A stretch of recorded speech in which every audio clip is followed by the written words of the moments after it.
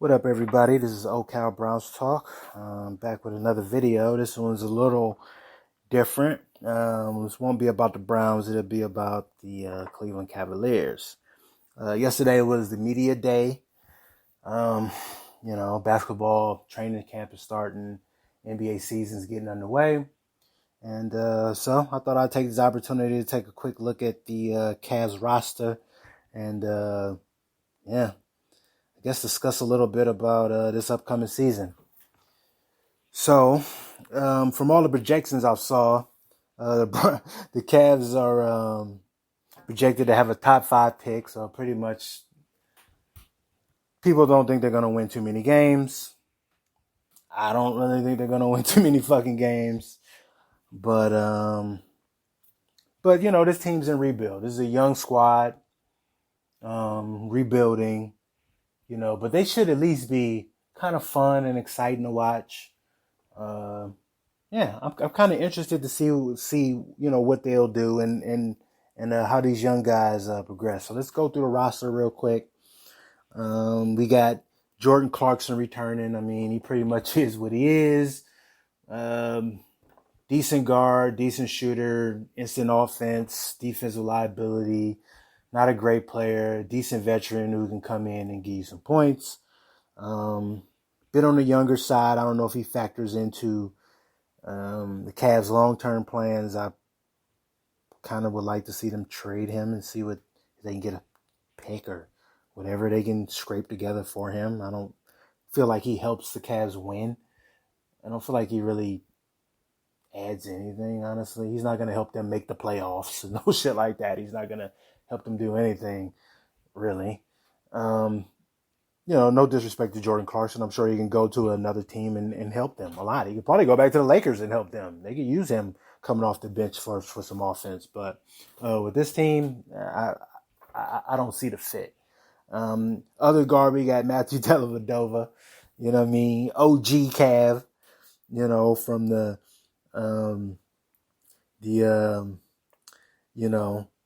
Cavs, Bron, Kyrie, Kevin Love trio team. Played some great ball against Steph Curry. Y'all remember that in 2015. And then went to Milwaukee. Didn't quite work out there. Came back last season. But yeah, Delly is always a fan favorite. Always he's not the most skilled guy, of course, but he's gonna go out there. He's gonna give you his all. He's gonna, he's gonna be Delly. Delly's gonna be Delly. John Henson, be honest, I don't know quite anything about him. I don't know shit about the guy, to be honest. He's supposedly a forward center, just an extra big man, a body down low. I mean, we'll see. Brandon Knight, another veteran guard, kind of in the same vein as Jordan Clarkson, very similar. He doesn't really add much in a way of championship pedigree or winning to this team. He's just pretty much a body. Kevin Love, K-Love, of course, champion, great player, great Cav, great human being. So overall, just great guy. I would actually like to see him get traded, see what we can get for him. Maybe some draft picks, maybe some younger players, maybe some cash. I just think it'd be best for both parties to for Kevin to go to a contender, Portland or some shit like that, where he can compete again, and be on the championship team. I don't think he belongs on this type of squad. It's all similar to the Jordan Clarkson thing. He just doesn't fit. This team and where they're going. I mean, you can't be that veteran leadership and that first option and all that type of shit. But I don't know. I think they should move him, get what they can get for him, and let these young guys kind of grow on their own.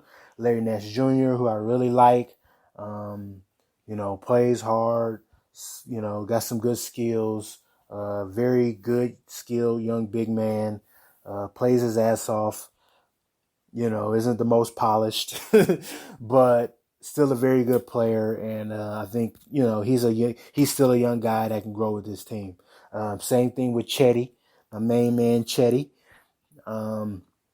good role player. He kind of reminds me of Sasha Pavlovic in a way. Like he reminds me of that kind of player, like skilled, you know, with a lot of potential, but a good player, a good player. You can, you put him on the right team with the right leadership around him, he can really help a team.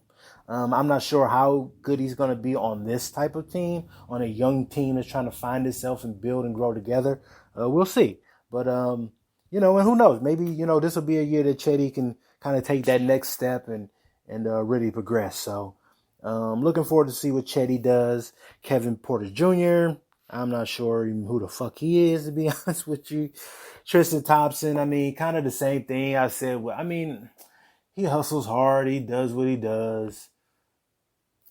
I don't know. I would be totally fine with them trading Tristan, to be honest with you. You got Zizic, who's a young guy who I like, shows some promise. But Tristan, I don't know. You can trade him. He can go to another team. He's a veteran. He can, I don't know, send him to Brooklyn with Kyrie or something for some picks. I don't, I don't know. I'm not big on Tristan Thompson. I haven't been big on him really the last few years. I mean, shit, since they won the championship, honestly, that year after, since 2017 on, he's been pretty much since he got fucking paid. Really, he's been, yeah. Moving along, Colin Sexton, second year, damn good rookie year, showed a lot of promise, explosiveness, some playmaking ability. Really interested to see if he can take that next jump this second season and maybe, challenge. Not say make the All-Star team, but challenge. Maybe even challenge. Maybe get into the fucking the conversation of maybe even making an All-Star team. That would be a big jump for him. And last but not least, the newest and most, I guess, explosive Cav that's joining the crew is Darius Garland. I mean, this kid can shoot the lights out. I think he fits well with Sexton. Had those two kind of liability defensively, but I think these two guys can grow together, and they're two foundational, real solid pieces that can help this team move forward. So that's pretty much the Cavs roster. This team, I mean, from a skills standpoint, from a talent standpoint, they're not the greatest by far. I mean, this definitely looks like a lottery team, and it probably would do them some justice to have another lottery, another 20, 25, 30 win season. They need some more draft picks. They need another year or two of high draft picks and collecting assets and collecting draft picks.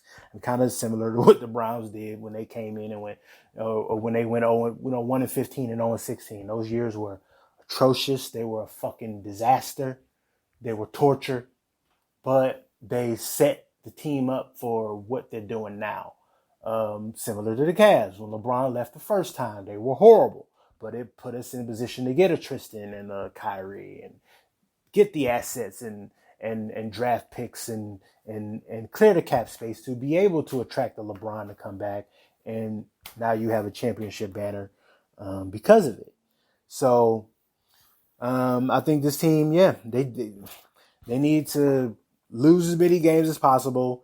Any veterans that they can get, any draft capital assets for, they need to look at that. And, Boeheim, is a good coach. I think he's a really good coach for these young guys. And, this will be, like I said, they'll be a fun, young, exciting team that'll lose quite a few games, which I think in the grand scheme of things is best for the organization as a whole. So, I'm kind of excited. I'll be looking forward to definitely Darius Garland and mainly Darius Garland and Colin Sexton. I'll be looking at those two guys to see how, they progress and to see what they look like. And if they are indeed real, star potential foundational pieces, moving forward. So with that, I won't hold you any longer. That's a quick rundown of the Cavs 2019, 2012, and 2020 season. And catch you on the next one. Peace.